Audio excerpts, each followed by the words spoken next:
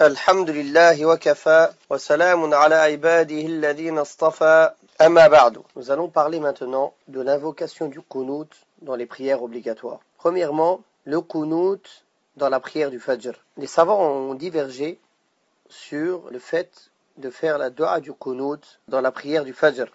Et il y a en cela 4 avis. Premièrement, que c'est une sunna très recommandée, habituelle. C'est recommandé de le faire constamment. Ceci est l'avis de l'imam Malik et de l'imam al-Shafi'i, rahimahumullah. Il s'appuie sur cela, sur le hadith de Bara ibn Azib, que le messager d'Allah sallallahu alayhi wa sallam faisait le qunut dans le subh et dans une version et le maghrib. Et ce hadith il est rapporté par l'imam Muslim, et Tirmidhi et Abu Daoud, et Nasa'i. Et la divergence en fait pour la parole où il a été rajouté et dans le maghrib, il y a une divergence entre les savants du hadith sur un des rapporteurs qui s'appelle Amr ibn Murrah, qui a rajouté justement ce surplus dans le hadith. Le hadith aussi de Anas. Alors on a demandé à Anas radiyallahu anhu, est-ce que le prophète sallallahu alayhi wa sallam faisait le qunut dans le subh? Il a dit oui. On lui a dit, est-ce qu'il a fait cela avant l'inclinaison? Il a dit non, après l'inclinaison. Un petit moment après l'inclinaison. C'est rapporté par le Bukhari et Muslim. De même qu'ils sont basés sur un hadith de Abu Huraira qui est rapporté aussi par le Bukhari et Muslim, et c'est la version de Muslim que nous allons citer, que le messager d'Allah sallallahu alayhi wa sallam disait quand il finissait la lecture de la prière du Fajr, et après avoir dit Allahu Akbar et levé sa tête, Sami Allahu liman hamida, Rabbana wa lakal hamd, puis il disait alors qu'il était debout cette invocation. Allahumma anji al-Walid ibn al-Walid, Salamah ibn Hisham, وعياش بن أبي ربيعة والمستضعفين من المؤمنين اللهم العن لحيان ورعلان وذكوان وعصية عصت الله ورسوله. Puis il nous a été rapporté, c'est la suite du hadith, c'est Zuhri qui rapporte cela, qu'il avait laissé cela quand Allah tabaraka wa ta'ala a révélé ces versets ليس لك من الأمر شيء أو يتوب عليهم أو يعذبهم فإنهم ظالمون. Tu ne possèdes rien de leur affaire, qu'Allah leur pardonne, qu'il accepte leur repentir ou qu'il les châtie, car certes, ils sont injustes. Le quatrième hadith sur lequel ils se sont appuyés, qui est rapporté par le Bukhari, selon Ibn Umar radiyallahu anhuma, il a entendu le messager d'Allah sallallahu alayhi wa sallam lever sa tête après le recours, dire Sami Allahu liman hamida rabbana wal hamd, puis dire Ya Allah, maudit un tel et maudit un tel, jusqu'à qu'Allah lui a révélé le même verset que nous avons cité précédemment. Donc, ils disent, le prophète sallallahu alayhi wa sallam faisait le qunut après se lever du recours. Le fait qu'ils disent kana yaf'alu dhalik, c'est-à-dire il faisait, c'est comme si ça prouvait que c'était constamment. Et ils disent le fait qu'il a délaissé cela quand le verset a été révélé, cela ne contredit pas le fait de l'instauration de faire la dua de qunut au fajr. Pour deux choses. Car premièrement, cela, c'est une parole de Zuhri, comme ça a été rapporté dans la parole de Abi Huraira, donc c'est munqati', donc c'est rompu, et ce n'est pas véridique. Et si on disait que c'était véridique, ça voudrait dire que le prophète sallallahu alayhi wa sallam a délaissé le fait de maudire tel et tel, et non pas le fait de faire la dua dans le Fajr. Ils se sont basés aussi sur un hadith, mais ce hadith est faible. C'est un hadith munkar, où il aurait été rapporté que Anas a dit que le messager d'Allah sallallahu alayhi wa sallam n'aurait pas arrêté de faire le qunut, la dua du qunut dans la prière du Fajr, jusqu'à qu'il ait quitté ce bas monde. Et comme nous l'avons cité auparavant, ce hadith est faible. Le deuxième avis, parmi les savants, donc le premier on a dit qu'il disait que c'était une sunna très recommandée, sunna mu'akkada. Le deuxième avis, c'est que le qunut dans la prière du Fajr, ou dans toutes les autres prières, c'est abrogé et c'est une bid'a, c'est une innovation. Et ça, c'est l'avis de Abu Hanifa. C'est le madhab de Abu Hanifa, rahimahullah. Il s'est basé pour cela sur un hadith dont la chaîne de transmission est véridique, qui est rapporté par Tirmidhi et Ibn Majah et Ahmed, où Abi Malik al-Ashja'i a dit « Oh mon père, tu as prié derrière le messager d'Allah sallallahu alayhi wa sallam, et Abu Bakr et Omar et Othman, et derrière Ali ibn Abi Talib ici à Koufa, près de 5 années. Est-ce qu'il faisait le qunut? Il a dit non, oh mon fils, ceci est une innovation. Ce hadith, les savants ont répondu sur ce hadith, que le père de Abi Malik, Tariq ibn Ushaym, radiyallahu anhu, c'est quelqu'un qui a rapporté très peu de hadiths du prophète sallallahu alayhi wa sallam. Et il n'est pas connu pour le fait d'être resté constamment avec le prophète sallallahu alayhi wa sallam. Ce ne serait pas étrange que certains actes du prophète sallallahu alayhi wa sallam lui soient cachés, le fait qu'il ne les a pas vus, comme le fait que le prophète sallallahu alayhi wa sallam a fait le qunut. Alors que parmi les grands compagnons qui étaient tout le temps avec le prophète alayhi salatu wa sallam, il y en avait pas mal qui ignoraient certaines règles de l'islam. Alors que dire de ce sahabi radhiyallahu anhu qui est très peu resté avec le prophète sallallahu alayhi wa sallam.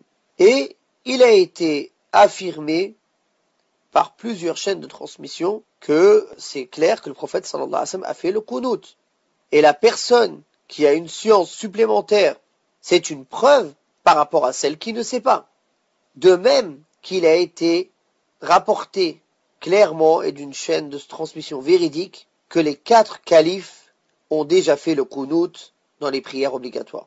Ils se sont aussi basés sur un autre hadith pour dire que le qunut est abrogé et que c'est une bid'a. Ce qui aurait été rapporté de Salama, qu'elle aurait dit que le messager d'Allah sallallahu alayhi wa sallam aurait interdit de faire le qunut dans le fajr. Et ce hadith, c'est un hadith faible qui a une chaîne de transmission vraiment très faible et qu'on doit complètement délaisser.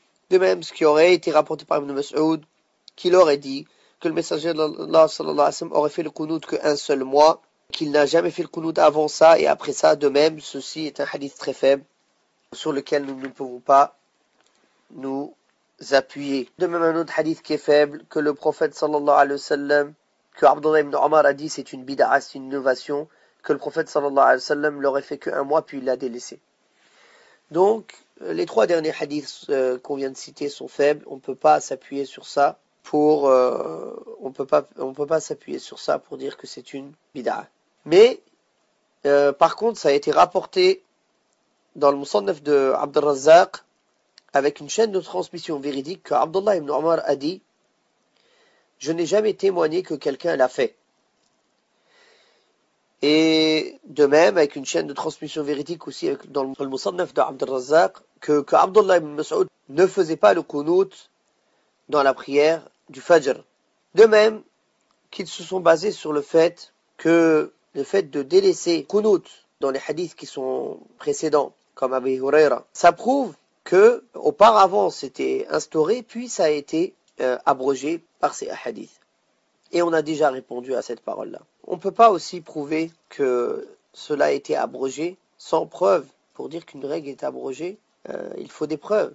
Donc, ou bien le prophète sallallahu alayhi wa sallam le dit clairement, ou bien il y a une date antérieure des actes, c'est-à-dire qui sont passés, puis une autre date ou un événement qui prouve l'interdiction qui est venue, ou bien l'abrogation qui est venue à une date après les actes qui ont été faits précédemment. Le 3e avis, c'est que le qunut ne se fait que quand il y a des situations affligeantes qui touchent les musulmans. Et ça, c'est l'avis de l'imam Ahmed et c'est l'avis des savants du madhab Hanafi qui sont venus plus tard. Ils se sont basés sur un hadith, le hadith d'Anas, où le messager d'Allah sallallahu alayhi wa sallam, quand il faisait le qunut, il ne faisait pas le qunut seulement s'il l'invoquait pour des gens ou contre des gens. Le hadith, il y a plusieurs muhaddithines qui ont vu que sa chaîne de transmission est acceptable et qu'il y a d'autres hadiths qui montrent cela. Surtout, en fait, tous les hadiths où on voit le prophète sallallahu alayhi wa sallam a fait dua, on voit que c'était toujours pour un peuple ou contre un peuple, comme aussi ça a été rapporté des califes bien guidés et orthodoxes après le prophète Mohammed sallallahu alayhi wa sallam. Bien que certains savants du hadith voient que ce hadith a isnad layyin. De même que Ibn Adi a refusé ce hadith car il voit qu'il y a dedans Mohammed ibn Marzouk. Il a pris seul cette parole de Mohammed ibn Abdullah al-Ansari pour Ibn Adi. Ce hadith n'est pas acceptable, il ne l'a pas pris. Le 4e avis, c'est qu'il est permis des fois de le faire et de le délaisser. Ça, c'est l'avis de l'imam al-Thawri et Ibn Jarir al-Tabari et Ibn Hazm et Ibn al-Qayyim. Ils disent, on voit avec toutes les versions qui ont été rapportées, que le prophète sallallahu alayhi wa sallam le faisait des fois et le délaissait des fois pour enseigner à sa communauté qu'ils ont le choix de le faire et de le délaisser. Alors les gens du hadith, comme a dit Ibn al-Qayyim, ils sont au juste milieu entre ces deux-là, c'est-à-dire entre ceux qui l'ont interdit complètement et ceux qui l'ont recommandé complètement. Et ce sont ceux pour lui qui sont plus proches du hadith parmi tous les groupes, car il faut le qunut quand le prophète sallallahu alayhi wa sallam l'a fait et il le délaisse quand il l'a délaissé. Donc ils suivent le prophète sallallahu alayhi wa sallam dans ce qu'il fait et ils le suivent dans ce qu'il délaisse. Donc en le faisant de temps en temps et le délaissant de temps en temps, ils vont dans cela. Alors ils disent, le faire c'est sunnah et le délaisser c'est sunnah. Mais avec cela quand même, on ne réprime pas ceux qui le font constamment et on ne dit pas que c'est détestable ni une bid'a de le faire et on ne dit pas que celui qui le fait il est contraire à la sunnah. De même que les gens de la sunna ne critiquent pas celui qui le fait quand il y a des situations affligeantes qui touchent les musulmans. Et ils ne voient pas que le délaisser c'est une bid'a, ni le faire c'est une bid'a plutôt. Alors celui qui a fait le qunut, il a bien fait, et celui qui l'a délaissé, il a bien fait. Ça c'est l'avis d'Ibn al-Qayyim, rahimahullah. Quel est l'avis le plus juste dans cette question? L'avis le plus juste, d'après ce qu'on a pu lire des savants et la meilleure manière de répondre et de lier entre tous ces hadiths, il va se jouer sur le hadith de Anas, sur lequel il y a eu divergence en fait sur sa véracité.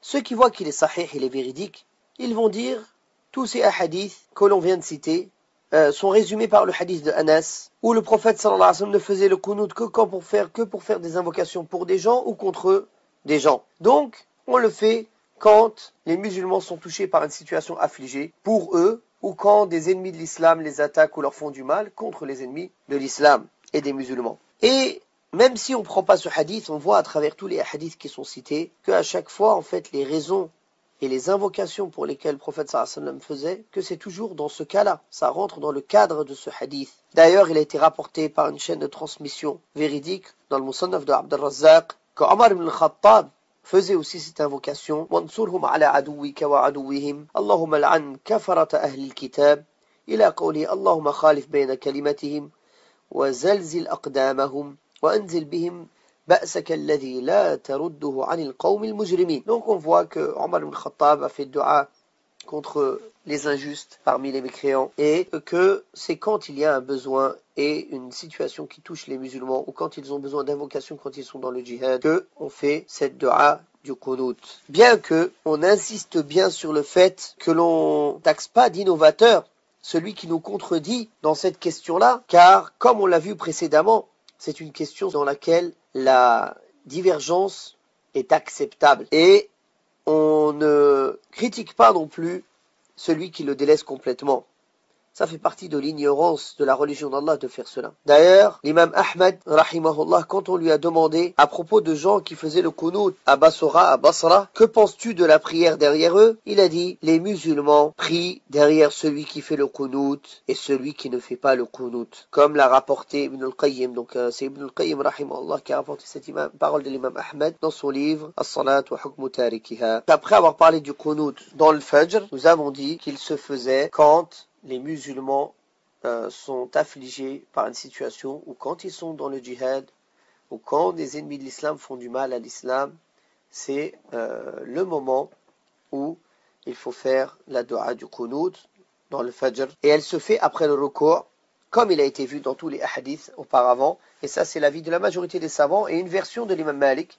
Bien que l'avis le plus connu de l'imam Malik, c'est de le faire avant le ruku' et non pas après le ruku', car cela a été rapporté de certains sahaba comme Omar, Ibn Abbas et Ali.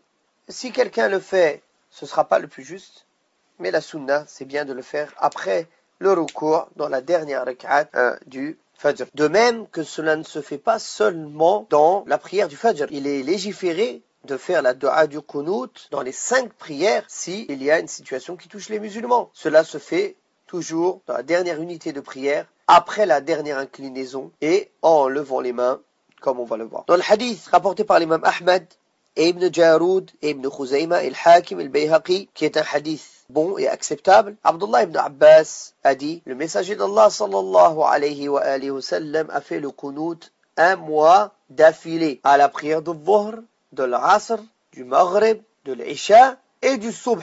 Après toute prière, quand il finit de dire Sami Allahu liman hamidah, dans la dernière rak'a, il faisait des invocations contre certains de Bani Sulaym et aussi contre Ra'al et Dhakwan et Asiyya.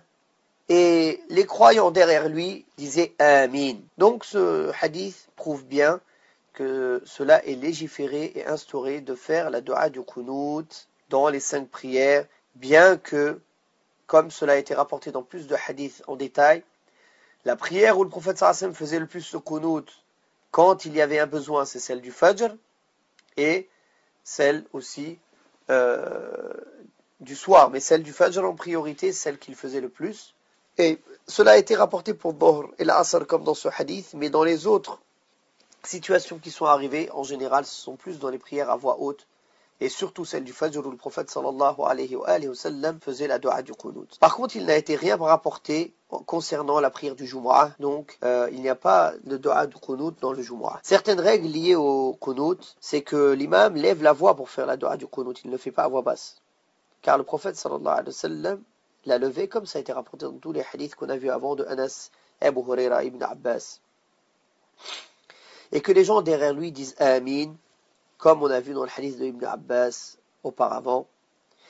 De même, selon Abi Uthman, il a dit j'ai prié derrière Omar ibn al-Khattab. Il a lu à peu près 200 versets de l'Baqarah, puis il a fait l'invocation du qunut après le recours. Il a levé les mains jusqu'à ce que j'ai vu la blancheur de ses aisselles. Et il a élevé la voix dans son invocation jusqu'à ce que les gens l'entendent de derrière les murs. De même, comme on a dit, l'avis du jumhur, de la majorité des savants, c'est de lever les mains pour faire les invocations, comme on a vu dans ce hadith. Et ça a été rapporté donc de Omar et de Ibn Mas'ud et d'autres parmi eux. Et comme c'est venu dans le hadith de Anas radiyallahu anhu, que le messager d'Allah sallallahu alayhi wa sallam a prié et il a levé les mains et il a fait des invocations contre eux. Et ça c'est rapporté par Al-Bayhaqi avec une chaîne de transmission acceptable. Et l'imam Malik, lui, il dit qu'on lève pas les mains, mais le premier avis est le plus juste. On pourra parler en détail, Inch'Allah, d'autres règles liées à l'invocation que l'on dit dans le qunut, dans la prière du witr, où l'on va pouvoir parler en détail, Inch'Allah, d'autres règles liées au qunut. Wallahu ta'ala a'la wa a'lam. Wa sallallahu ala Muhammadin wa ala alihi wa sahbihi wa sallam. Alhamdulillah rabbil alamin.